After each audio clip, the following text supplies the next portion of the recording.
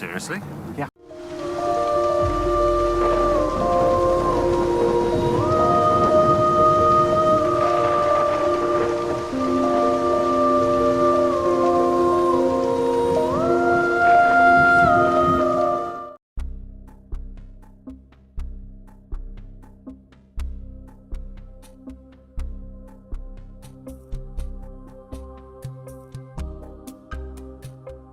The Unggoy, or better known as Grunts, are one of the many species of the Covenant Empire.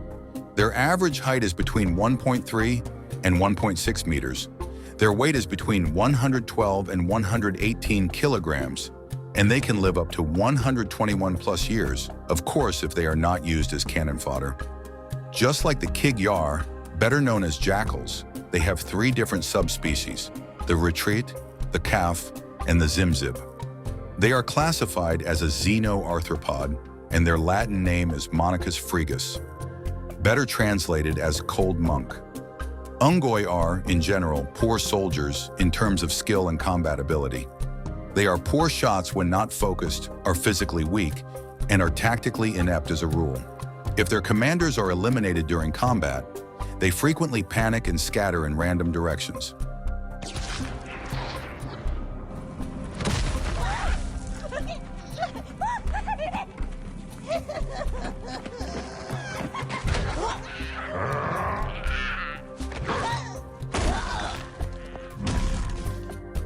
However, what Unggoy may lack in individual skill, they make up for with tenacity and sheer numbers. The Covenant used the high breeding rate of the Unggoy to their advantage in the Human-Covenant War, where squads of Unggoy frequently overpowered UNSC personnel through force of numbers. Fucking time bombs coming through! Wait, are you telling me these things are set to explode? Don't get too close! Out of the way! Let me at 'em! Ah! Boom! Big wave! Bombs coming through! Pointless death! I embrace thee! Unggoy are the only Covenant species to breathe methane rather than oxygen. Their combat harness has an integrated methane rebreather system, as Unggoy are unable to survive for long periods of time without methane due to asphyxiation. Unggoy could be afflicted by barnacles. The removal of barnacles leads to deep, oozing pores in their chitinous skin.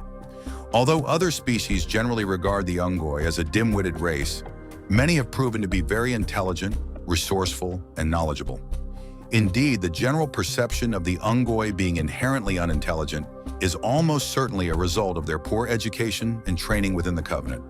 Unggoy are one of the most gregarious and sociable of the Covenant races and possess a very strong pack mentality, often associating with each other in groups. This numerical superiority and pack mentality allows for their sense of cultural identity to remain, despite a number of hardships, including their extreme subservience to the other races of the Covenant, as well as the dark time following reintroduction after the activation of the Halo array. Unggoy develop sensory motor integration relatively rapidly and possess unburdened neural pathways, which allow them to absorb knowledge more freely compared to the other Covenant species. As such, they were often tasked by the Covenant with monitoring space for traces of human communication. In addition, many Unggoy have developed a clear understanding of 2 or even 3 human languages. Espera un minuto. Acabo de enterarme de que el jefe maestro se llama John. John? Hey, demon! The jerk store called, and they're all out of you! Poor you! This advantage serves as a river of confidence in times of great stress for them. The Unggoy Deacon Dadab was also able to learn and communicate in Huragok Sign Language. On the battlefield, Unggoy are generally not very creative, although they are quite capable of handling weaponry and operating vehicles and machinery such as ghosts and shades. The taxonomic classification of the Unggoy has been a source of some confusion for the UNSC. Because they possess exoskeletons, they have been identified as being analogous to Earth's arthropods. Despite this, the Unggoy are actually a vertebrate species. The UNSC misclassified the species as arthropodal due to their physiological similarities to terrestrial arthropods. Among other differences, the Unggoy circulatory system is apparently closed as opposed to the open systems characteristic of many arthropods. More accurately, the species should be considered xenoarthropodal vertebrates, which possess substantial, albeit hypothetical, genetic influences from primate-like amphibians that once dwelled in Balaho's aphotic zones. This taxonomically incorrect nomenclature persists as late as 2557 as an ad hoc identifier, though the pressures of the Human Covenant War and Reconstruction have made such concerns trivial at best. They share a number of features with different animal species on Earth. Like primates, they walk both bipedally and with the aid of their oversized forearms. However, their bodies are armored with a hard exoskeleton, as with crabs and insects. Their mouths have a set of small, pointed teeth, much like reptiles. They are relatively weak compared to other sapient species. The Unggoy have flat, three-toed feet, with another toe on the back of their feet. Although they can easily walk upright on two legs, they may often use their arms to move in a quadrupedal fashion. While carrying armaments, they are forced to walk upright so that they may support their weapons with their hands. But while trying to flee, or while patrolling without a weapon drawn, they use their oversized arms as forelegs to add speed or stability to their gait. Their eyesight and hearing are average, and seem to have a very well-developed sense of smell, sometimes sniffing the air to detect traces of foes or hidden enemies. This is facilitated through the olfactory membranes installed in their masks. Unggoy have oversized forearms, while their upper arms and thighs are relatively small. This has allowed them to be quite excellent climbers over rocky terrain, although they are rather clumsy when walking upright. Their large arms help them in hand-to-hand combat and scaling heights, but make movement around tight corridors or manipulation of small, delicate objects difficult. To protect themselves from the voracious predators of Balaho, the Unggoy have a rigid exoskeleton that is lined with sharp barbs that covers large portions of their backs, arms, and legs. They also have an astonishingly fast finger reflex speed, as they can fire a plasma pistol at almost the same rate a Sanghili can with a plasma rifle. Unggoy also have thick, bioluminescent, light blue blood, possibly a result of methane-based proteins in the blood to facilitate methane-based respiration. Like Earth's horseshoe crabs, it is possible that their blood is blue due to high copper content. They also possess yellowish-green colored viscera. Although they require an atmosphere to breathe, Unggoy are capable of surviving in the vacuum of space without sealed, full-body gear.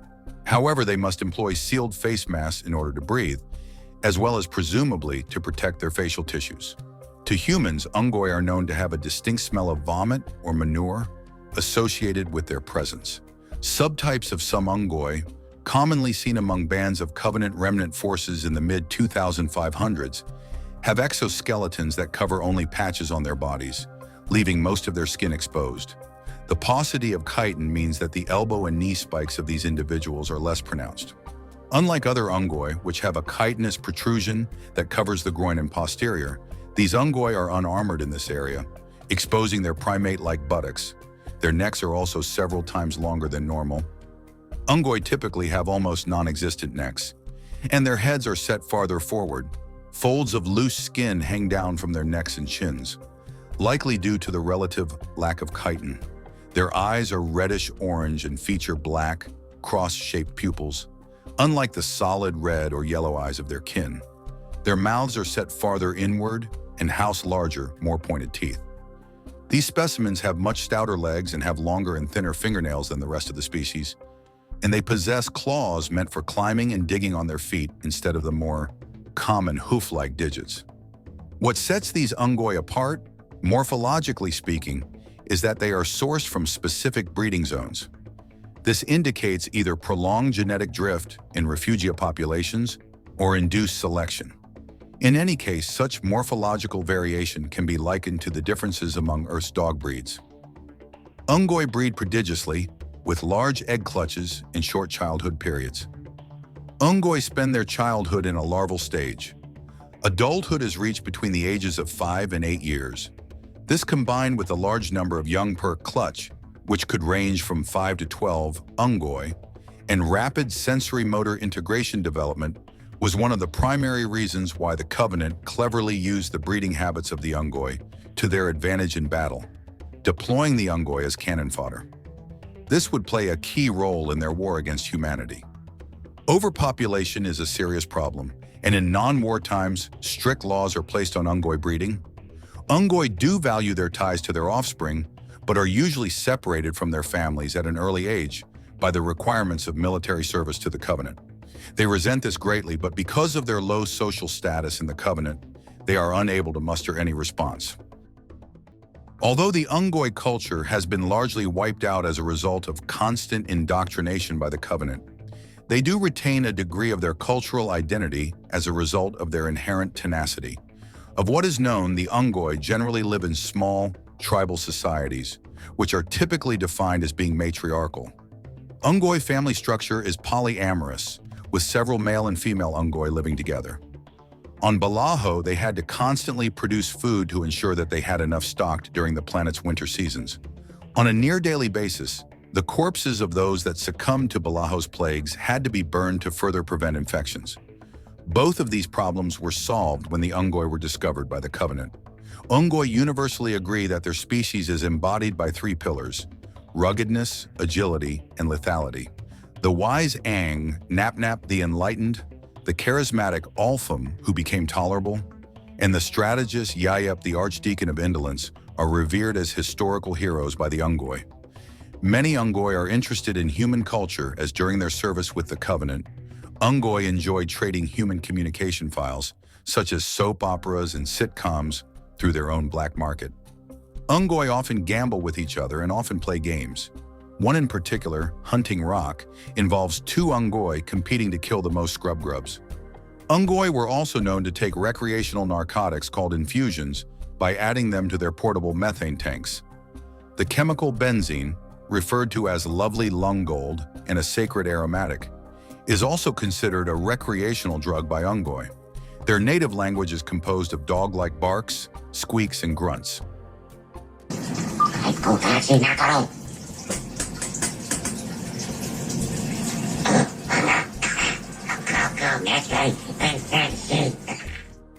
Though largely unintelligible to most humans, translation software is able to decipher the meanings of these.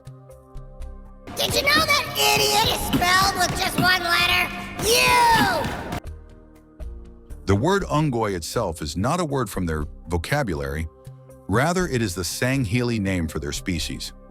Unggoy are also fully capable of speaking a variety of human languages, a fact in which they take great pride.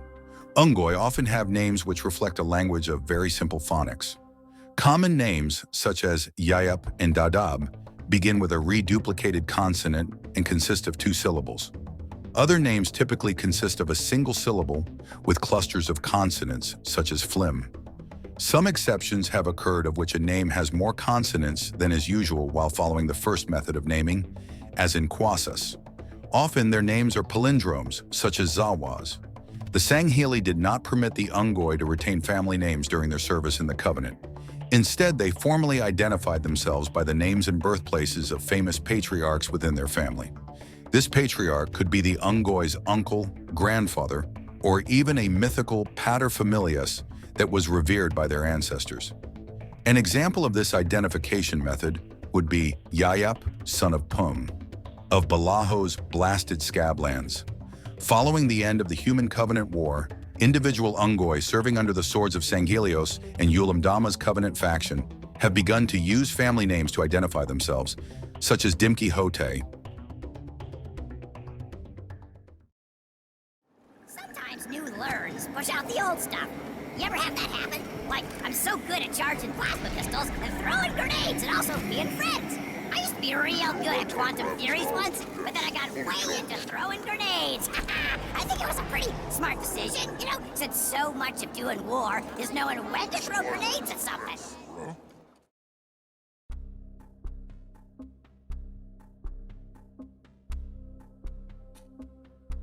Unggoy are believed to have evolved from smaller amphibious primates. Prior to the activation of the Halo Array, the Unggoy had managed to achieve a Tier 4 society on their homeworld, Balaho. However, the planet and the Unggoy civilization was devastated by the collapse of its biosphere due to massive global over-industrialization. The Unggoy were one of many species indexed by the librarian for preservation on Installation 00 from the firing of the Halo Array. They were subsequently returned to their homeworld Balaho, where they began rebuilding their culture.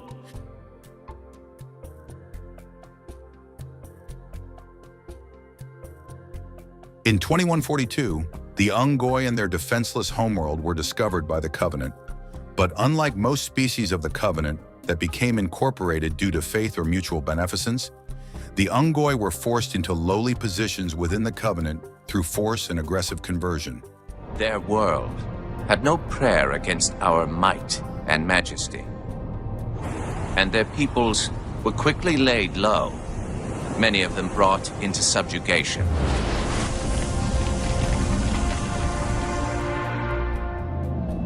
Yet while some species would perish under such pressure, others rise to the occasion, taking arms if need be. And were the fourth species to be inducted into the Empire, and later on the species was quick to become one of the most devoted followers of the Covenant religion in the Great Journey.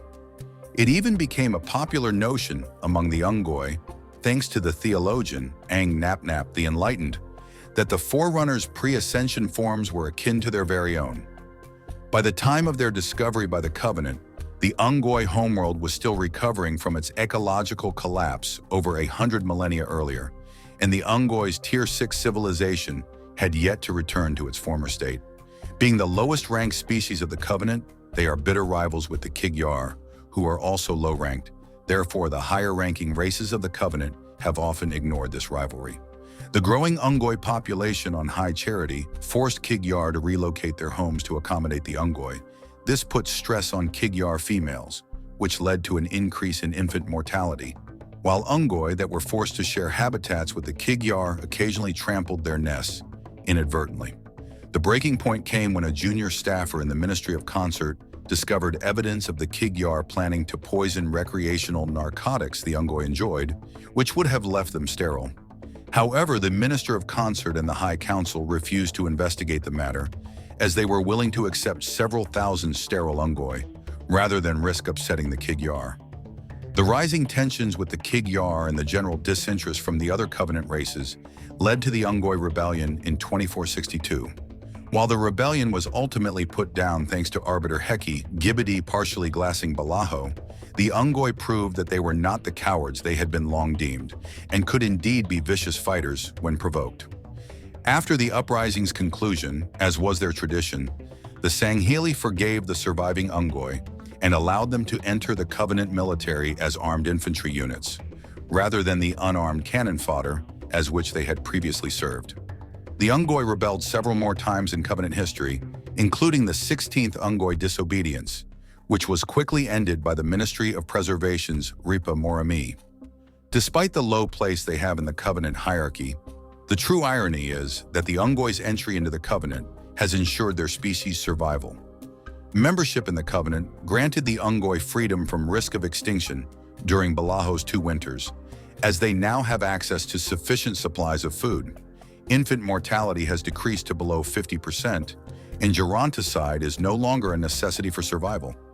The average life expectancy for non-combatant Unggoy has doubled. Their incorporation into the Covenant likely also alleviated the threat of the Blue Death, which Unggoy typically fear. This is what they called the freezing temperatures in Balaho, where many Unggoy succumb to.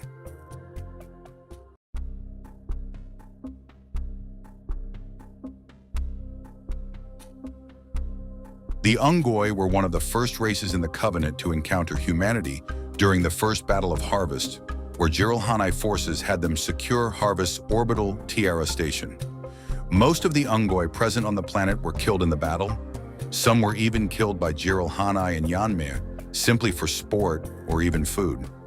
In 2535, the High Prophet of Truth allowed Kig-Yar Reth to amass an army of thousands of Unggoy on the moon of Metaset.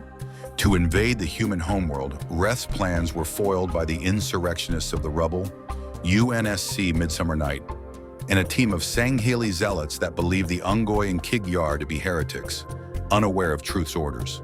The Unggoy obeyed other Covenant races out of fear more than religious faith, therefore. During the Great Schism, the Unggoy did not ally with a particular side and stayed with whoever commanded them, most likely out of subservient fear to their current masters.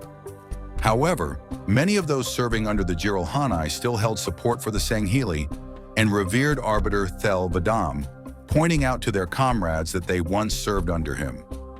The Minister of Discovery believed that the Unggoy would follow the strongest side in the Civil War.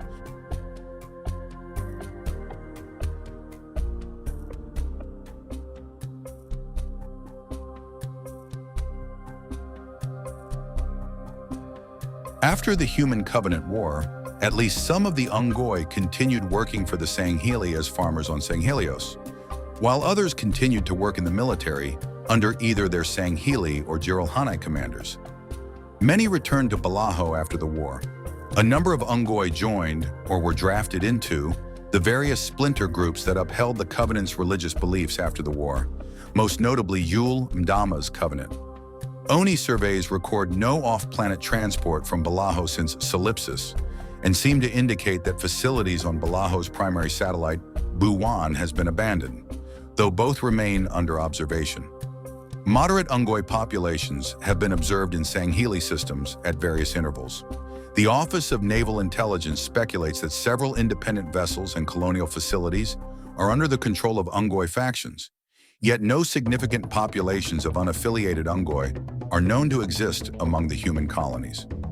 By 2558, some Unggoy had taken up residence in the city of Paxopolis on the Forerunner shield world of Trevelyan. Some of them would find themselves in more respected positions in the post-war years. Within the Swords of Sanghelios, they were treated as equals, and two of them, Bibjam and Stolt, were known to have even had command over Sangheili. After October 28, 2025-58, the Unggoy on Balaho allied themselves with Cortana and the Created, and they were granted with nearly limitless resources. Ships loaded with advanced technology arrived. New agricultural support stations appeared in orbit, awaiting eager workers to feed the desperate masses below.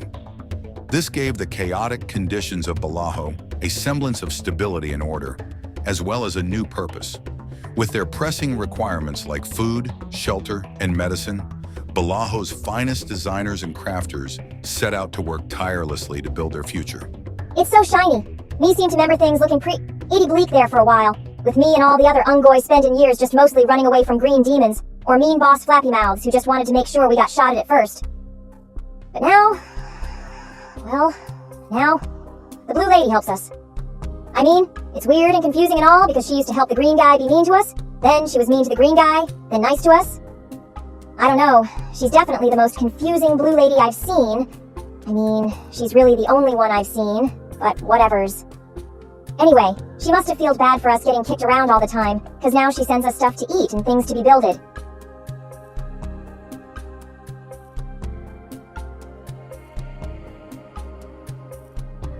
The Unggoy homeworld of Balaho is a temperate, swampy planet with a methane atmosphere and naturally occurring pillars of fire. The planet is orbited by two natural satellites, Buwan and Padpad. A cold planet, temperatures on Balaho range from minus 33 degrees Celsius to 5 degrees Celsius. The cold season of their planet makes them highly covet any source of warmth and light they can find, mainly due to the Blue Death. The planet is still in process of recovery from a global ecological collapse before the activation of the halo array due to over-industrialization caused by the Unggoy at the time. Since their natural environment has a methane atmosphere, Unggoy require methane tanks and breathing apparatus with them whenever they travel into areas without high levels of methane in the air. Since all the other races of the Covenant, as well as humanity, breathe oxygen, the Unggoy find themselves wearing breathing masks more often than not. They sometimes inhabit large environment domes that have airlocks and methane filters for them to breathe while not in armor, while those in military service often restock their methane reserves at battlefield recharge stations. Because of the methane, they often have squeaky voices. Unggoy populations also inhabit colonies of the former Covenant. A number of such worlds have fallen under the control of the Banished. On Balaho, the harsh environment of the planet typically weeds out psychologically aberrant individuals. On more hospitable worlds, however, Unggoy populations are able to grow without this natural culling process. The Banished take advantage of this, drawing psychotic and fanatical Unggoy specimens from these colonies to serve in their suicide squads.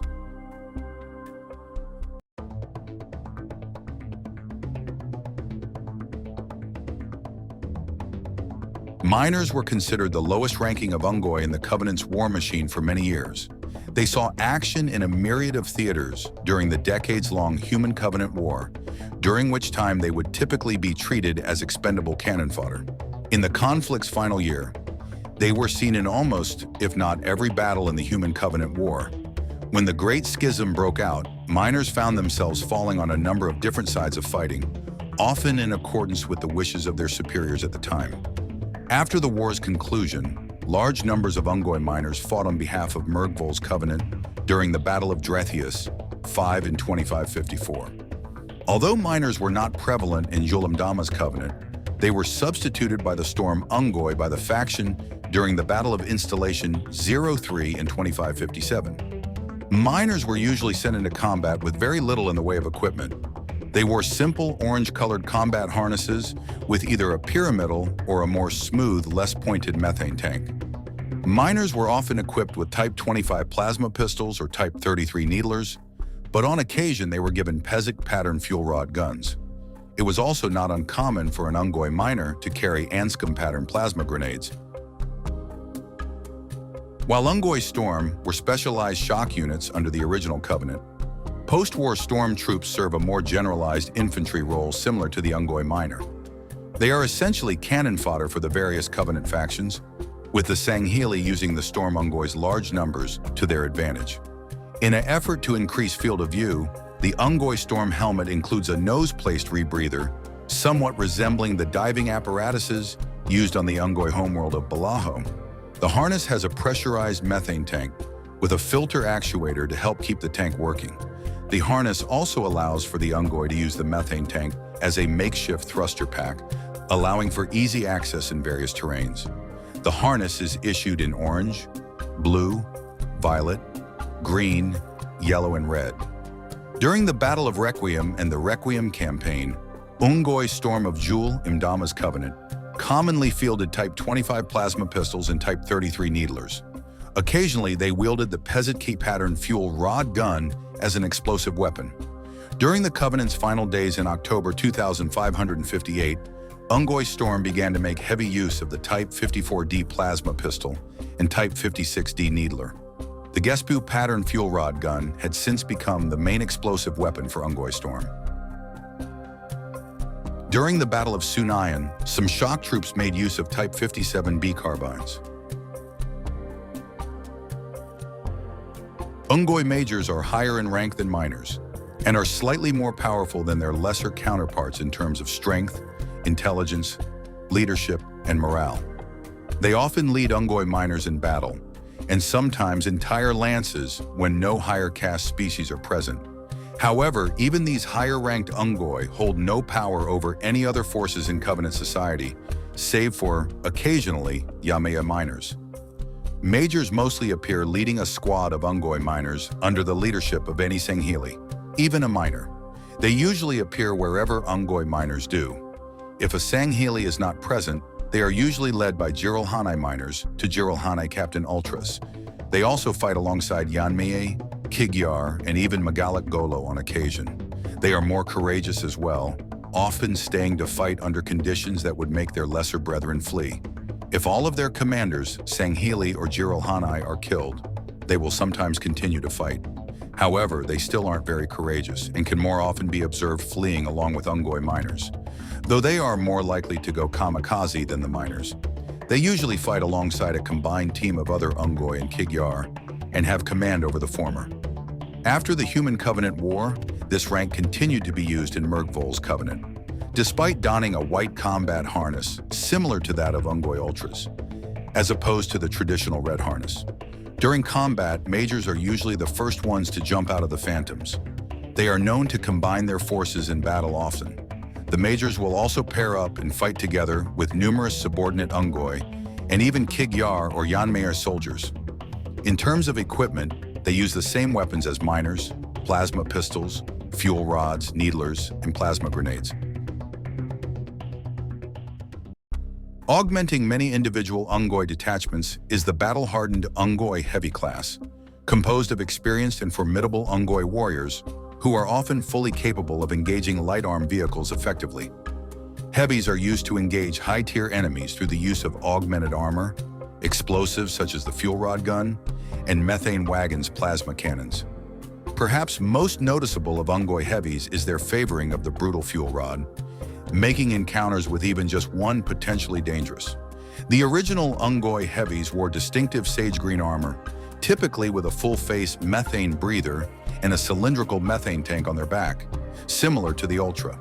Their armor provided significantly more protection than that of a minor or major, but it wasn't nearly as strong as an Ultra's or a Special Operation Infantry in terms of durability. The Unggoy heavies of Yulam Dama's Covenant wear a helmet with full-face protective rebreathers, enhanced optical sensors with optics articulators, and ultra-dense battle harnesses that has a slim stock tank with analog eye sockets of Unggoy predators. The harness is issued in orange, blue, silver, green, and magenta. The combat harness also allows for the heavies to use the methane tank as a makeshift thruster pack, allowing for easy access in various terrains. During the Second Arc conflict in 2559, Unggoy heavies serving within the Banished were heavily augmented by machinery on Installation 00 and were led by the Shadow Master of Buwan. This Unggoy is a red beret-wearing Unggoy who teaches ancient Balaho martial arts and a number of useful rope knot tricks to his disciples. In 2559, he sided with Yap Yap when he rebelled against the Banished on Installation 00. Unggoy Rangers are specialists fully trained and equipped for extravehicular activity. With engagement suits designed to withstand extreme temperatures, low to zero gravity, and other rigors found in the vacuum of space, this role is fully capable of EVA combat. In accordance with long-standing Covenant protocol, Unggoy Rangers can also be deployed into terrestrial environments, where terrain is unsuitable to traverse for other infantry. The Unggoy Ranger harness has a wide-stack methane supply tank with an EVA thruster pack on it. This allows the user to freely navigate low to zero gravity environments. The helmet has a twin-filter rebreather, so the Unggoy user does not suffocate in the harsh environments. There are two versions of the Unggoy Ranger suit, both of which cover the entire Unggoy body and have hawk mitigators on the feet. The version with a more smooth surface is designed to withstand extreme battle sceneries. The second version has more layers and works as a heavy ranger type of unit. Unggoy of this rank are part of the Special Operations Division of the Covenant. Normally, Unggoy are poorly trained for combat and are usually deployed in massive numbers as cannon fodder. However, if they are given proper training, they can acquire specialized roles and provide excellent support to Spec Ops teams. Often, standard infantry Unggoy find themselves promoted to this rank when their commanding Sangheili is folded into the Special Operations Division. Generally tougher, smarter, and certainly more aggressive than their lesser brethren, Special Operations Unggoy are often deployed with Special Operations Sangheili team leaders and specialized equipment, and sometimes will be led by Unggoy Ultras. These resilient, loyal, and dangerous operatives are not to be underestimated under any circumstances. If a Spec Ops Grunts leading Sangheili is killed, rather than panicking and fleeing, they will often seek revenge, finding cover and sending plasma grenades and plasma bolts accurately at the opponent who killed the Sangheili. They are also much more accurate than their counterparts, and their armor is much more resilient to damage than other Unggoy ranks. During the pre-invasion of the human colony world of Reach, the fleet of Valiant Prudence discreetly deployed a team of Sangheili zealots to disable one of the planet's communication outposts at Visegrad. A squad of Special Operations Unggoy were present deep within the facility by the time Spartan 3 Noble Team responded to the sabotage. These Unggoy were protecting one of the zealots as he worked on a junction. When Jorge 052 and Spartan B312 entered the area, the Special Operations Unggoy were defeated by the humans, with the zealot falling shortly afterwards. Towards the end of the battle, during the Battle of Asjad, a squad of Special Operations Unggoy ignited plasma grenades in a suicidal attempt to stop Spartans Emil A239 and Noble 6, but failed in their attack. Shortly after the Battle of Installation 04, the Prophets sent a team of Special Operations forces consisting of Sangheili and Unggoy to a gas mine in the atmosphere of Threshold to kill Sessa Refumi and the heretic forces under his command. Led by Artas Vadam and newly adorned arbiter Thel Vadam, the team was able to complete their mission despite the unexpected entrance of the Flood into the battle. While many Special Operations Unggoy remained loyal to the Sangheili when they were cast out of the Covenant, many more remained loyal to the Covenant, now under the command of the Jirohanai. Special Operations Unggoy are denoted by their signature jet black armor, which matches the black armor of their Sangheili commanders. They are only called in during special combat situations and hold a unique amount of respect for a member of their race. They are highly trained and only commanded by the skilled Special Operations Sangheili. Unggoy within the Special Operation Division are given ranks, similar to the system utilized by the mainline Covenant military. They have no distinguishable differences between their combat harnesses other than differing colors. Select Special Operations Unggoy wear white armor rather than the normal black or dark purple. Unggoy Ultra is the highest known Unggoy rank in the Covenant military, which was inherited by its remnant factions, such as the Banished and Yulam Dama's Covenant. Rarely seen, these Unggoy, like their lower-ranking cousins, appear in groups. They are very intelligent, making as few tactical errors as Sangheili majors, although that doesn't make them perfect. They usually display even more bravery in combat than Special Operations Unggoy, and are more often used for specialized attacks rather than generic military operations. Unggoy Ultras can sometimes be seen commanding groups of lower-class Unggoy in battle. Unlike Sangheili Ultras, it is just as likely that 2 or 3 will be encountered leading a small group of Unggoy, yet the Sangheili or Jirohanai are ultimately in complete command, similar to the way that even low-ranking Sanshayum outrank Sangheili shipmasters. Ultras fought over the course of the Human Covenant War and later the Great Schism, while many allied with Sangheili rebels during the Covenant Civil War in early November 2552, others remained loyal to Sanshayum and the new Jirohanai leadership ruled by the Prophet of Truth. In the post-war period, the rank of Unggoy Ultra has been used at least once by Yulam Dama's Covenant, and multiple Unggoy Ultras belonging to the Banished led by War Chief Escharum took part in the battle for Zeta Halo in 2560 against the Master Chief and the UNSC remnants on Zeta Halo. Unlike their Covenant counterparts, the Unggoy Ultras now outrank low-ranking Sangheili and Jirohanai, but are still subordinate to Jirohanai captains. Like Sangheili Ultras, Unggoy Ultras wear distinct white pearl-like or lilac armor. They are seen with several armor variants. One is a standard armor, with the exact same use with the main combat harness. Most other Unggoy infantry ranks are seen with like minors and majors alongside specialized heavies, and the other one is with a cylindrical methane tank as well as a completely enclosed helmet, which enables the Unggoy to operate in vacuum areas. Another similar chassis of this harness was used by the Banished during their conflicts on Installation 07, although it has some additional protection, including both in arms and legs. Unlike other Unggoy ranks, Banished Unggoy Ultras were known to also have personal energy shield, similar to Unggoy bodyguards. Another armor variant for Unggoy Ultra is a Ultra-class variant of the regular Special Operations Unggoy combat harness and is equipped with an active camouflage generator. This harness variant was used by the Covenant Unggoy Ultras to lead lower-ranking Special Operations Unggoy, including during the raid on the Threshold gas mine.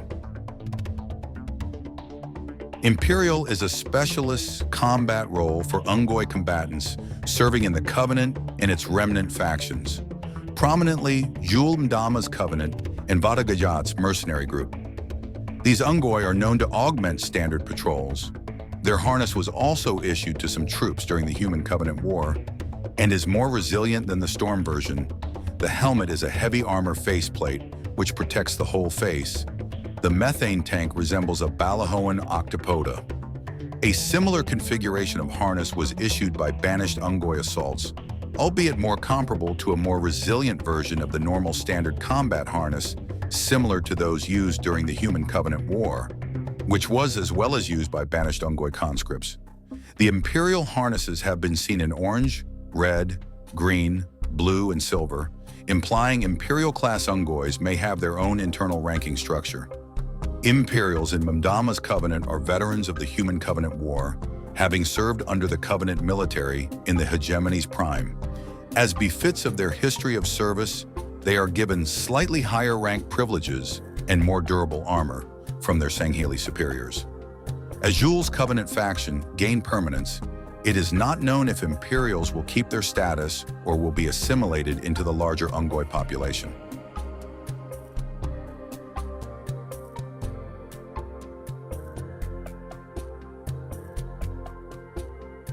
Although rarely seen or mentioned only in other media outside the games, there are more grunt professions like the Deacon. Deaconship is the only position open to the Unggoy in the Ministry of Tranquility. Unlike many other roles available to the Unggoy, this rank does not often involve combat or hard manual labor, though they have been known to carry around plasma pistols and needlers. They serve as an ordained minister, a member of the clergy, whose role is to serve others, often in practical ways, and assist priests and bishops in various ministries, including liturgy, word, and charity. Some Unggoy are also known to serve as merchants and are well respected in the Covenant hierarchy. During the ascension ceremony of the Covenant's last triumvirate of hierarchs, a Yanmea queen, Kigyar shipmasters, and Unggoy traders were present.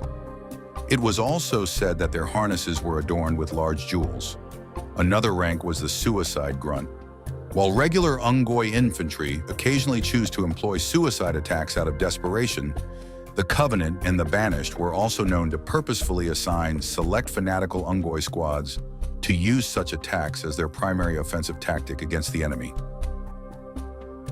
The heretic Unggoy followed their Sangheili organizers in a rebellion against the Covenant's prophets. They started as members of an artifact retrieval group led by the Sangheili Sessa Refumi, but weren't ever seen again after the death of their leader. Jockeys are a unique type of grunt whose sole purpose was to operate Unggoy-manufactured Panap pattern, goblin battlesuits or other vehicles, such as Karoetba or Karawark pattern ghosts. The goblin is rugged, agile, and lethal. While it's shielded with thick plates of armor, the battlesuit's operator is protected inside the cockpit by a dedicated energy shield. It is believed to be able to operate even under the direst of circumstances. The goblin's design is created in the likeness of the Forerunner's pre-ascension form, as popularized by famous Unggoy theologian Angnapnap the Enlightened. The goblin combines exotic engineering acumen Covenant manufacturing technology, allowing the battlesuit to be automatically assembled, and a user interface design built specifically for Unggoy operators. Despite its size, the goblin is incredibly mobile and capable of jumping up to 200 feet into the air. It is able to use its arms to punch any opponent that draws too close, or utilize an electromagnetic pulse capable of disabling nearby vehicles. Goblins are armed with a double-barreled needle cannon capable of dealing significant damage to vehicles. The needler can also be utilized as a multiple launch system, capable of firing a barrage of blamite shards that can target up to 8 different hostiles. This feature is powered by a device attached to the goblin's backside and is disabled when the device is removed or destroyed. Accompanying the power device is a shard storm launcher, capable of firing entire clouds of blamite needles. As a backup weapon, the goblin is armed with a grenade launcher. There are 2 known variants of these goblins: the Iklan Dal Workshop Goblin, which is a goblin variant used by Yap Yap's rebellion, and the Beam Goblin, which was developed in Balaho by Senior Science Commissioner Gablap and other top Balaho scientists. The Beam Goblin features a focus cannon similar to the one Scarabs and Locusts use. Lastly, in the ranks of Unggoy are the Unggoy from the Banished post-war. Many Unggoy were forced into or joined the Banished mercenary faction. During the battle for Zeta Halo, Unggoy conscripts, Unggoy assaults, and Unggoy mules were utilized. Similar to their roles in the Covenant and its remnants, they were used as simple foot soldiers and cannon fodder. And with this, we can finally wrap up the history of the Grunts. It took me a while to find, generate, edit, and learn everything there is to know about this amazing enemies with such a tragic story. Therefore, I hope you enjoyed the video. There were a few mentions about Halo characters like the Minister of Discovery, Babjum, and Stolt. Due to this characters not having a long lore story, I'll make sure to make shorts about them as soon as I can. Have a great night, and remember,